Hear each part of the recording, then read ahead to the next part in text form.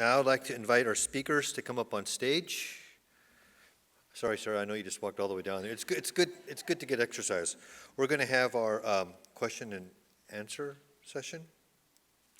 And for those of you on the internets, please feel free to send in questions with the hashtag NMAI Dakota 38.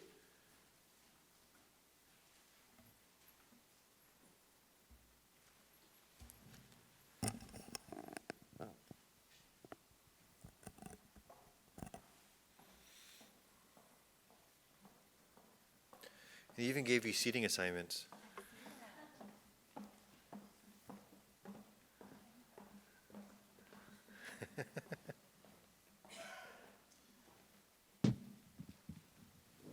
Well, those lights are bright, aren't they? Working on my tan here.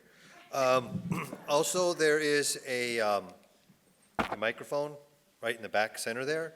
So if anybody has any questions or comments for the panel, please feel free to participate. All right, let me check my stuff here.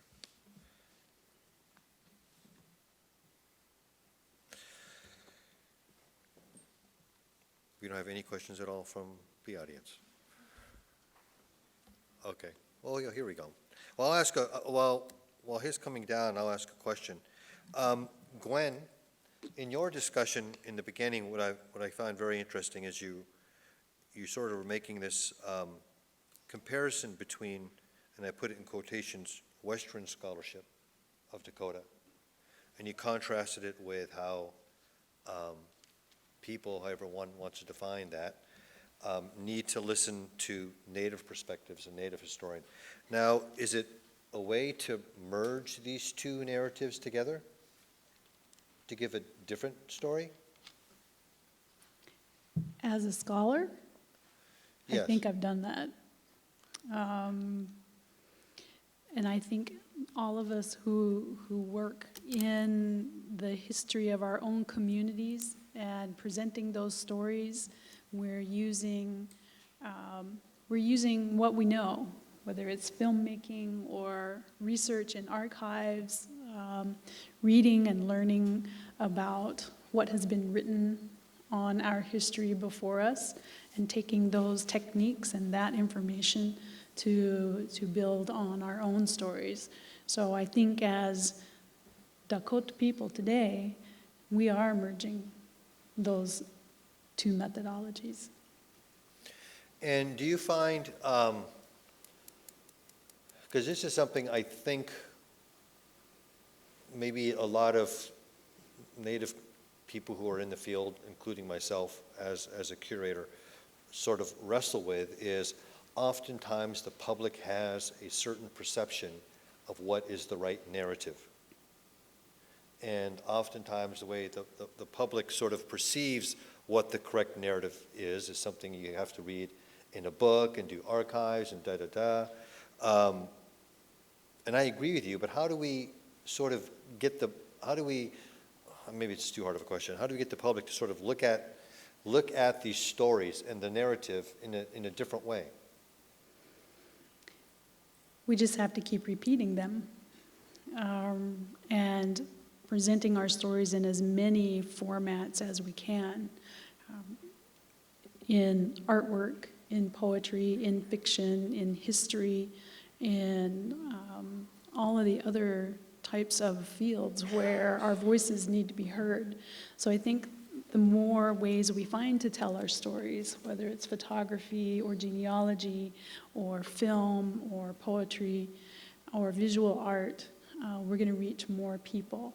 And the most important thing I think about the work that I do is that the stories that we have created are not the only stories, that the more stories we have as a collective, the closer we will get to understanding full history.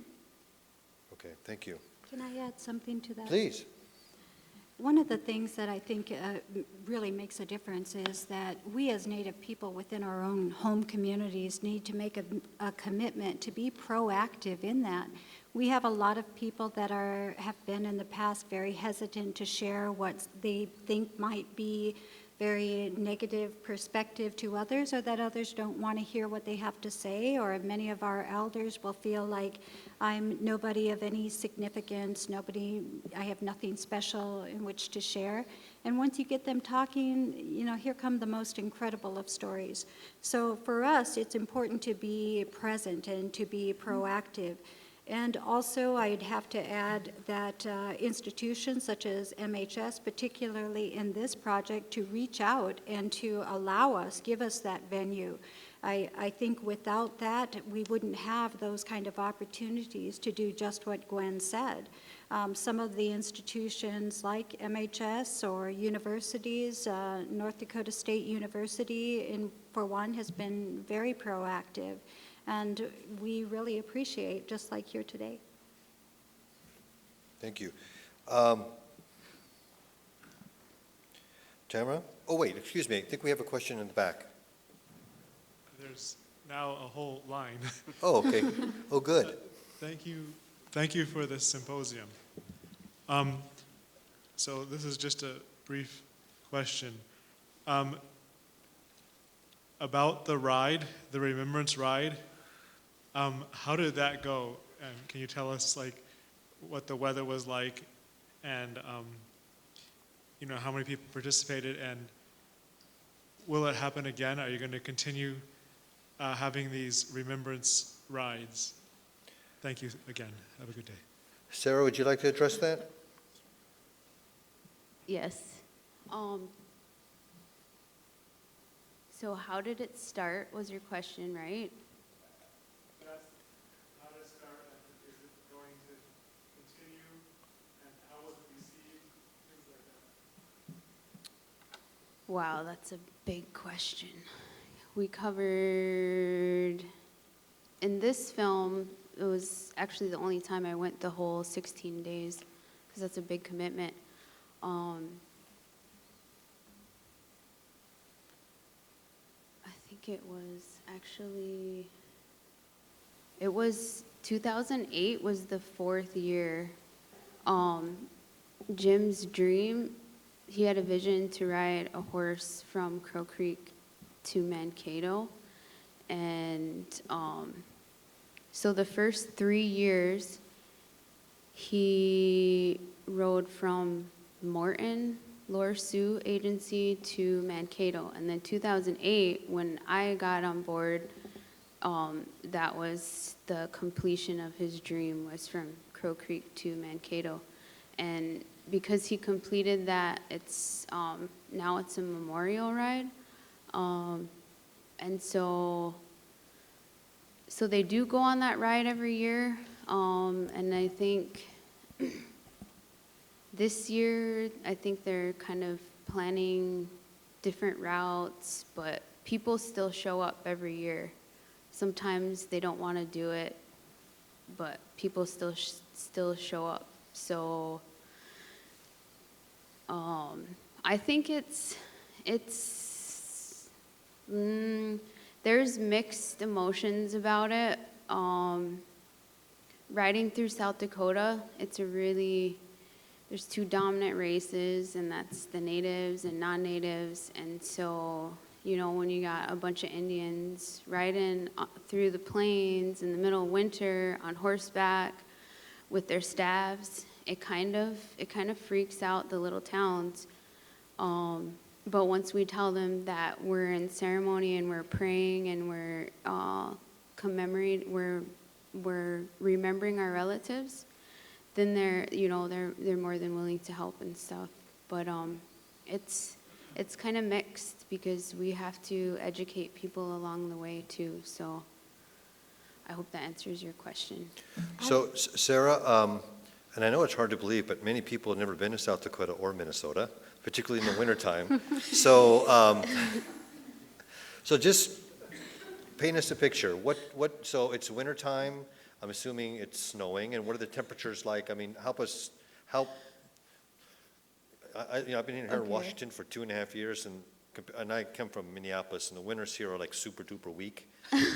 So So if you Okay. just kind of paint them a little bit of a picture of what it feels like to be out there in a sense of the weather. Oh, it's very humbling. It's really cold. Sometimes it's below zero. And I think that's probably why it's so emotional too, because then I got to be in the shoes of my ancestors when they're walking through the snow. In the middle of winter, it's super flat plains through the middle of South Dakota, and then we get to Morton. There starts to be a tree line and a little bit more trees, but it's usually just flat and the wind blows. There's sometimes where we can't even see in front of us because it's blowing the snow, and we can get up to 6 inches, even a foot that night. You know, it's pretty treacherous sometimes, and other days it's good. But the storms don't last that long. It's only, overnight or that day or whatever, but I thought you guys were going to see the film first, so. But yeah, if you see the film, we got a lot of snow in there, and it was cold. It was cold, lots of layers. Yeah, we wore a lot of layers, and it was cold. It was really cold. Thank you. I would add something to that too. Within our community at Sisseton Wahpeton, we began planning for months in advance. The people that have contacted, even through our tribe, to try to connect to this ride have reached even international. They're dependent on contributions. One young man in particular, I thought last year it was really important. He was remembering his focus were the horses, and that they're going to need food. All of those details that you probably don't think of are things that they're going to have to come up with, where they're going to stay, how they're going to eat, and of course the horses. I have not been on the ride, and I know from even in the movie you'll see what they went through. Kevin, next question, please. Yes, thank you. I did grow up in Minnesota, in Kandiyohi County, which has its own series of events from August 1862, of which my ancestors were involved. But my question, during the presentation of Gwen, on the screen, there were several different terms used for this conflict, for this war. When I was growing up, it was the Sioux Uprising, and it changed to the Dakota War and the Dakota conflict. Can you talk a little bit about how and why the term has changed as we've maybe gotten more knowledge or more perspective of the multifaceted layers of this issue? Thank you. And that was intentional in terms of talking about how our Dakota history has been written over. But the original term for it, I guess, when the news reports started coming out in the papers and it was talked about in the communities, it was called the Sioux Uprising. And of course, that sounds like, well, all of a sudden these people were angry and they turned on everyone around them, and that isn't an accurate reflection of what the circumstances really were. It also became known, I think, in the 80s as the Dakota Conflict. That was the 125th anniversary, and there were some attempts at reconciliation. So the term changed to Dakota Conflict, but again, it was not a conflict, it was a war between the United States Army and the people of the Dakota communities there. So I think the terms change as we get more and more knowledge. Some people refer to it as the Dakota-U.S. War of 1862. Others call it the U.S.-Dakota War. And, there's some discussion about the meaning there in the word order. But it was a war. And so that's the term that I use whenever I talk about it. What did the Dakota call it? It was a war. Does it have a different term? Was it the Dakota War, or do they use a different terminology? You Just mean the in war? 1862? I don't think they thought about or worried about what they were going to call it. but they did declare war.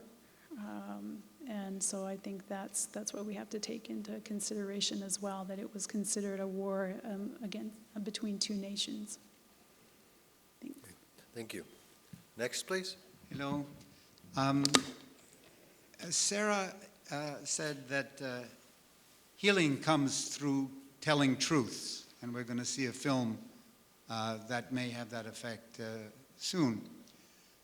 This museum has a reputation for celebrating cultural resilience.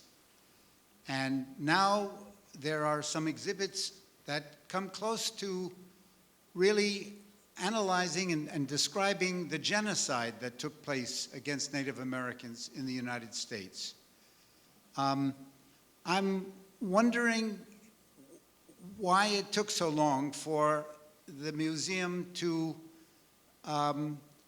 focus on the narrative of government betrayal and settler colonialism and in fact the kind of cultural genocide that we see through and the treaties that are now very visible on the fourth floor. The question that I have is, given this tension within exhibits and in understanding history, what are appropriate goals for reconciliation from a Native American perspective today? What are reasonable ways, what would you like to see done that would really be helpful to Native Americans today and might even set precedents for the way the U.S. interacts with other people in the world? No pressure in that question. Gwen, I was going to say cash. I'll start on that one. And I very rarely use the word reconciliation, because to reconcile means that we have to acknowledge what we have done to each other and work toward not ever doing that again, not to hurt each other again. And that hasn't happened. And we can't have reconciliation without acknowledgement. And in my opinion, the first thing that has to happen is acknowledgement of the past, whether it's the violation of the treaties or the abrogation of the treaties, whether it's the outright theft of the land, whether it's the purposeful destruction of the people and the culture and the land and the buffalo and the animals and everything, the water. I mean, we can go on and on and on. Until that is acknowledged, there can be no learning, there can be no healing, there can be no reconciliation. So I haven't seen the exhibits here in about 4 years, so I'm not sure what's here or what the goals are. But from your observations that now there are more treaties there, now there's more that's talking about the darker side of this history. To me, that says that those elements of our history are being acknowledged, and that's a good step. I would say, as far as reconciliation goes, for myself, I work within my reservation community on a daily basis. And so as far as reconciliation, we're a little more focused on what's happening internally and with our own people. We're almost at a point where we need to educate our own selves. And that's one of the things that the movie that Sarah Weston is bringing here today, it really did. It helped to, the man behind it, Jim Miller, has continually said, do your own research, find your own story, and how you connect to it and what you do with that, that's up to you. But as you see within this, those sort of interactions, whether it's coined reconciliation, I find just education and inviting people into our communities, it really brings that out, or to be invited into their communities and tell our own story. I think it's something that sort of evolves, and of course there's a huge amount of work to do. I think if I can sort of speak, at least from my experience here at NMAI, I'm a second-generation Native American curator. My father was one of the early people here when they set the museum up. And it was my understanding through him, and I've only been here for 2.5 years, is sort of the first generation, or reiteration, I guess you could say, of NMAI is a celebration of Native Americans. Because as we sort of look at the horizon prior to NMAI, I mean, people really had no understanding of Native Americans. I mean, we don't know whether Native Americans exist, or they still exist. I mean, there's really almost, across the public, there was very little understanding about Native American people, their survival, their cultures, and their history. So we have sort of, the way I interpret it, and again, you know, I'm sort of down the food chain, as they say, but now that we've got to that point, we're sort of shifting our direction. And part of the shifting of that direction is re-examining events in history to give more of a full perspective than maybe the average American public has had. Like oftentimes people talk about treaties, and like, for example, even Minnesota, when the Anishinaabe are trying to practice their treaty rights up on the lakes in Minnesota, they're kind of going, well, you know, those treaties are, you know, they're really old, they shouldn't count anymore. And of course I respond as well, then that means we shouldn't really count the Constitution either, because that's a really old document as well. So part of our efforts here through for example, the show, the treaty show, and there's a couple others coming down the line in the next several years, is to use these opportunities to expose the public to sort of a different perspective on different events in history that involve Native Americans. So it's not always Native Americans, you know, we have Americans over here and Native Americans over here, over here, but instead Native Americans become part of the American story. And that's sort of the direction we're going now. And as Kevin mentioned earlier, we have this initiative called the National, I'm going to say initiative twice, National Education Initiative, where we are developing programs and curriculum and working with students to train teachers who will work with students all across the nation in order to educate students about Native Americans, because oftentimes, you know, again, they have no idea. And of course, here, this is my personal view. I've been here for 2.5 years. I got to make sure I say personal view. I mean, it's challenging in Washington, D.C. when you consider the name of the football team. I mean, many people still don't get it, and we're right here in Washington, D.C. Personally, it's the craziest thing.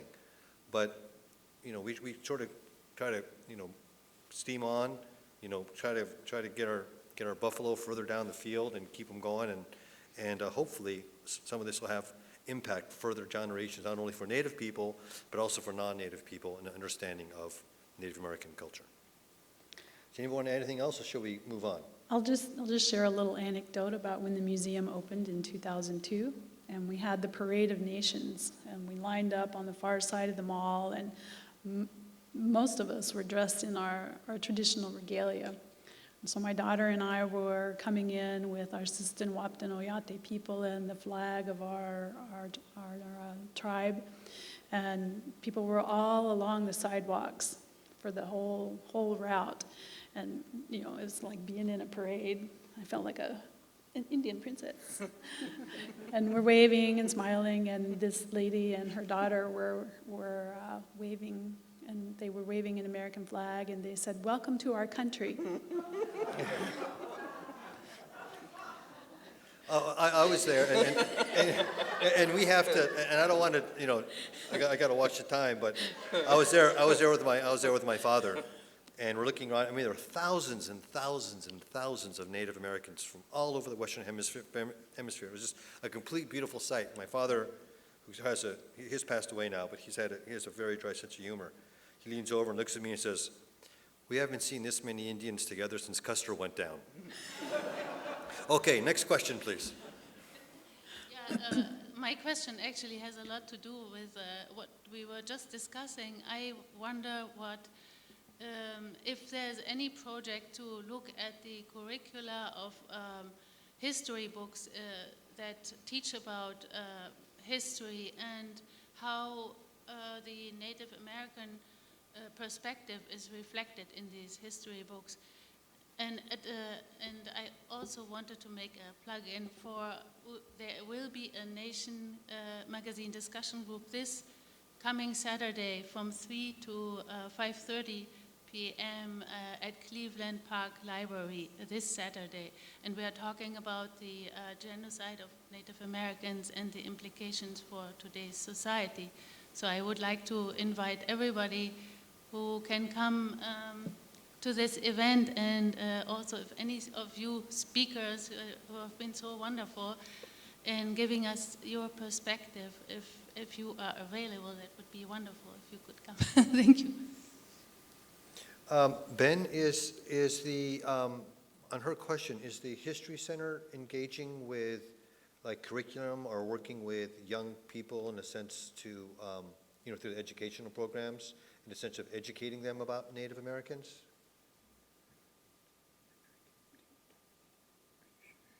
Hey, Ben, you don't have to ask Gwen, you work at the museum. No, I work at the museum. I don't work in the education department. I know a little bit about it, but the education department also had a group of Dakota and Ojibwe advisors as they redid their chapters in our textbook called Northern Lights. And that's a textbook that's produced by MNHS and reaches, I think, 80 or 90% of the sixth grade students in the state of Minnesota. Gwen was an advisor on the project. So that's why. I know. Okay. But yeah, the first iteration of Northern Lights talked about the war, but not in much detail. They updated and created a chapter about it, and then another full chapter about the indigenous cultures in Minnesota, including a chapter devoted to Dakota people and Ojibwe people. Okay. Another question? That was sort of going to be my question is, what has the state of Minnesota done to re-educate young kids? I have a grandson who's 10, and he studied World War II in school, and he frequently asks me, I can't figure out why Hitler was so mean. But he has never asked me, I can't figure out why the white people in the United States were so mean to the Native Americans. There's something lacking in our elementary school education all over the country. So my really true question then is, what do you recommend for reading for young kids? I know at the Holocaust Museum, they don't let 8-year-old and under kids go in certain exhibits, and that should be done here very carefully too, because it's really scary stuff. But what kind of books would you recommend? Do you have a reading list? Or does somebody you know have a good reading list for changing the way young kids learn about Native Americans? I would really love to get my hands on that. One of the ways that I know that we've worked with not just the state historical societies, but also the National Park Service. A lot of the tribes have their own tourism offices, and it's a great way to connect to the tribes and interact with them. There's an education right there in itself directly, just exposure to the tribe, really what they're, as far as culture or who we are today. And not just the stereotypes that I think, everybody knows and that we heard this morning on the way here. But that is one way. As far as the books and things of that sort, it's a really tough task, and it would be something that I particularly leave to those that work within education. The difficulty of telling such a story is something that has been presented to myself as well as everybody here when it is a very traumatic story. I'll give you an example. In Whitestone Hill, they did an education day for children on an annual basis. And when we first got there, the first year, what we saw were children buying things like the soldiers' hats, Civil War, and guns. And for our kids there, you know, those things symbolized, when you put it into the context of what happened there, a completely different story. And so how do we tell these children? And some of the things that we decided to do was just to talk about us and who we are, what we know of our own history, and expose them to us in that way. Okay, our clock is ticking, so we're going to have just a little bit more time for questions. I'm going to try to pull this down a little bit shorter because I'm only about 5 foot. First of all, I think I just got the warm-up back with those 2 questions because I actually have been the person who's been sent over for the National Museum of American Indian, by the way, thank you, over to the White House, because I am your educator that goes over there and teaches teachers how to teach Native American history in the classroom specifically, and I always use that word very carefully when you say Native American, because I am an Eastern and Central Algonquin civilizations expert. So that area is my expertise. When I always hear a lot of people say the word Native American, I'm always very frustrated with that because there's just such a wide variety. I mean, there were 500 plus nations, and so I go over there specifically at this time right now because we've just completed a very long conversation on the War of 1812. And the various native tribes that are all, especially in this area.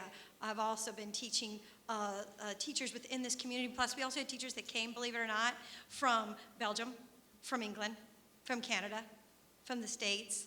And we gave them a wide opportunity to be able to ask those questions that you're asking about.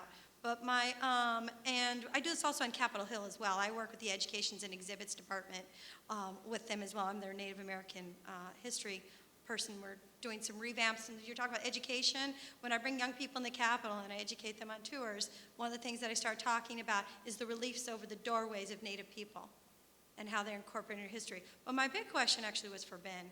I actually work for I've worked for the Kansas State Historical Society, for tribal historic preservation offices, and now I work for the federal agencies, and I've opened up national federal parks. My question is, with the challenges that Native people are still going on today, just this week, Congress passed what they call the Tribal Sovereignty Act. So there's a lot of conversations still going on. And especially in Minnesota, I direct a lot with my congressmen and congresswomen and senators from Minnesota. And the pushback a lot of times that tribes are still getting today, how are tribal members, and maybe even some of the other panelists can chime in on this, how are you able to establish a good, positive, and lasting relationship with individuals that are still being challenged by their own, state governments and their own federal governments to what even belongs to them? In some places, their own even identity. So I'll kind of leave it at that. Can I add something before Ben speaks? One of the things we found in the beginning and working with MHS and on this story, we found that the Removal Act, the February Removal Act that exiles the Dakota out of Minnesota is still on the books. So we essentially are still exiled, and yet I love Mall of America as much as anybody. But how do we address that? When it's still there, and that's something that needs to. It's a very complex issue that would take too long to get into, but those things still exist. Is there programs right now of some sort that the State Historical Society is either utilizing or creating relationships with that helps with this challenge? MNHS is a very large organization, and I think we engage with communities in a number of different ways through education and through the State Historic Preservation Office, the SHPO office, their formal relationships with the TIPO offices, our relationships with collections, all sorts of things. What we've done recently is hire a Dakota woman, Kate Bean, Dr. Kate Bean, who's been with the Historical Society for 2 or 3 months now, and it's part of her job is to kind of take an inventory on the ways in which we engage communities, and also work with communities to find out what the interest is in engaging with us in terms of programming, in terms of some of these other functions. And so we've also just developed the Department of Inclusion and Community Engagement, which is a new office for MNHS, and that's where Kate works. And so it's ongoing, and I would say it's at the beginning stages in terms of trying to get a handle on exactly what's all going on. Well, after the work with the commemoration, for years leading up to the actual sesquicentennial of 1862, MHS was very proactive, and actually to come out to our communities was a very big thing. We could do a whole program on that journey alone with the Dakota people. And where it culminated to bringing in the tribes from all over in a way that I had never seen by any political effort or anything of that sort. And so it really has been, I think I would commend MHS for everything that they did with the Dakota people leading up to this. I know that they have a lot of the legacy funds are things that funded those things, and entirely effort in many different ways.